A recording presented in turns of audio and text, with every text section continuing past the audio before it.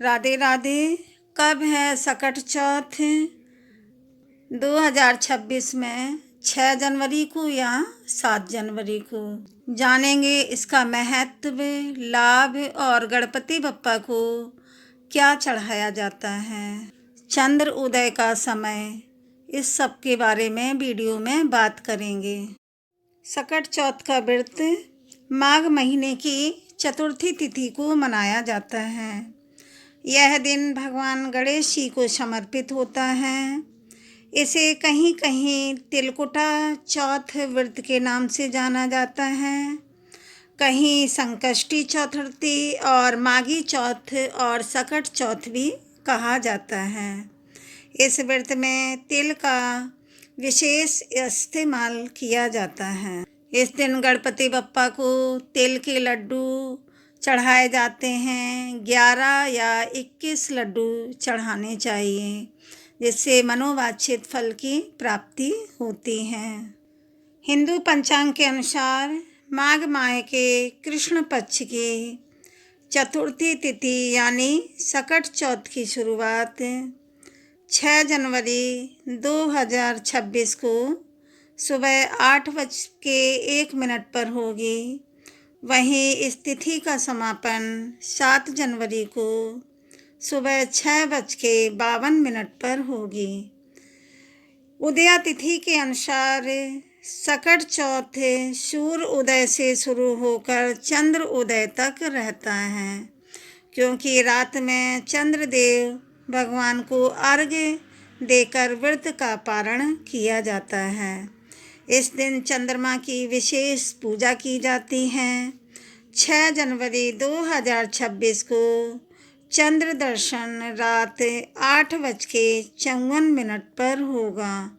इसीलिए 2026 में सकट चौथ 6 जनवरी को रखा जाएगा। सकट चौथ व्रत का क्या महत्व है? सकट चौथ व्रत संकट को हरने वाली चतुर्थी होती है। मान्यताओं के अनुसार यह व्रत सुख, सौभाग्य, संतान की सफलता की कामना के लिए रखा जाता है। यह व्रत विशेष रूप से माताएं अपनी संतान की लंबी आयु और अच्छी सेहत, सुख समृद्धि के लिए रखती हैं। इस दिन महिलाएं दिन भर निर्जला व्रत रखती हैं और शाम को चंद्रमा को अर्घ्य देने के बाद ही व्रत को खोलती हैं। सकट चौथ व्रत में तिल का विशेष प्रयोग किया जाता है। इसके बिना सकट चौथ की पूजा अधूरी मानी जाती है। इस दिन तिल से बनी चीज़ों का भोग गणेश जी को लगाया जाता है। इन चीज़ों का भोग लगाने पर गणेश जी बेहद प्रसन्न होते हैं। गणपति बप्पा को 11 तिल के लड्डू या 21 तिल के लड्डू जरूर चढ़ाने चाहिए। इससे मनोवांछित फल की प्राप्ति होती है। इसके अलावा सकट चतुर्थी पर तिल का दान करना या तिल के लड्डू को ही दान करना चाहिए। यह भी शुभ फलदायी माना जाता है।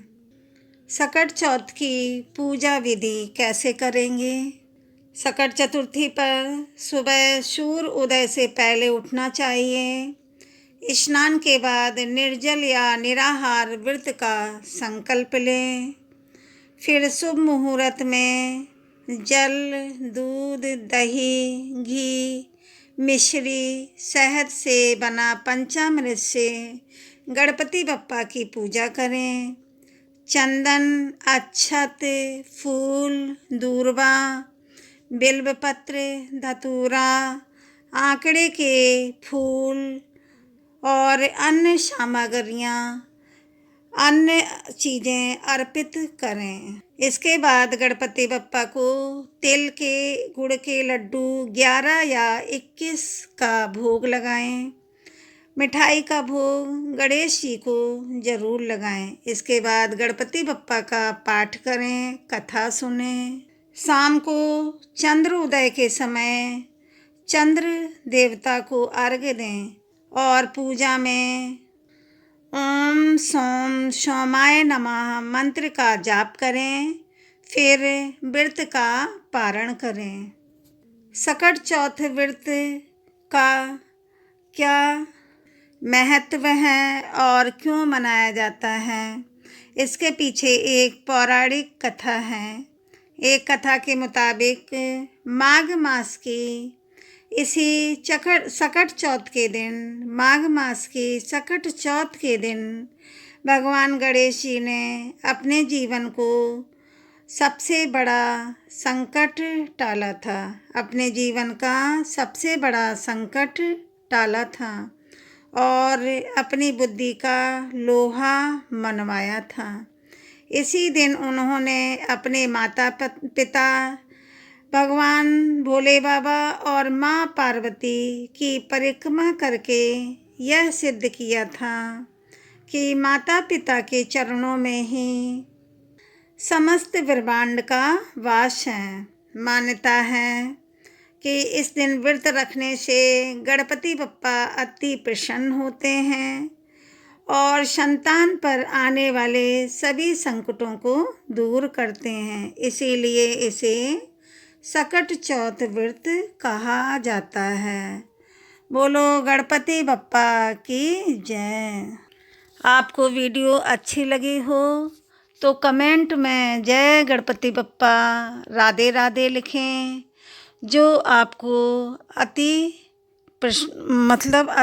अच्छा लगता हो, या राधे राधे बोल सकते हैं या गणपति बप्पा लिख सकते हैं।